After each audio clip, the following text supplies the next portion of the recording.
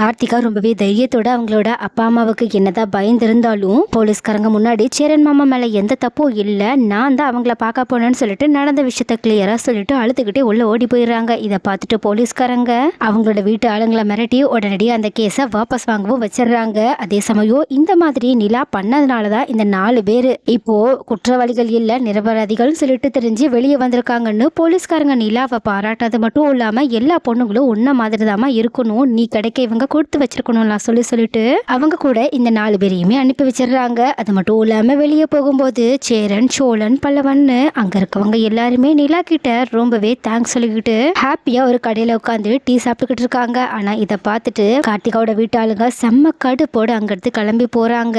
ஆனா இன்னொரு பக்கம் என்னதான் நிலா சேரனோட குடும்பத்துல என்னென்ன பிரச்சனை நடந்தாலும் அதை தீர்த்து வைக்கணும்னு சொல்லிட்டு முன்னாடி நின்னாலும் இப்போவுமே அவங்க சோழன் கிட்ட இருந்து தான் வெளியே வரணும், டிவோர்ஸ் வாங்கணும்னு தான் நினைச்சுக்கிட்டு அவங்களோட ஃப்ரெண்டு கிட்ட இதை பத்தி பேசிட்டு இருக்காங்க. அவங்களோட ஃப்ரெண்டுமே நிலாவை பயமுறுத்துற மாதிரி என்னதான் இது பொய் கல்யாணமா இருந்தாலும் இது உண்மையாவே ரெஜிஸ்டர் ஆன ஒரு லீகலான கல்யாணம், அதனால நீ எப்படியாவது கூடிய சீக்கிரம் அவங்கிட்ட இருந்து டிவோர்ஸ் வாங்குறது தான் நல்லது. ஏன்னா ஒருவேளை அவன் மட்டும் கடைசி நேரத்துல உனக்கு டிவோர்ஸ் கொடுக்க மாட்டேன்னு சொல்லிட்டு சொன்னா நீ என்ன பண்ணுவேன்னு சொல்ல.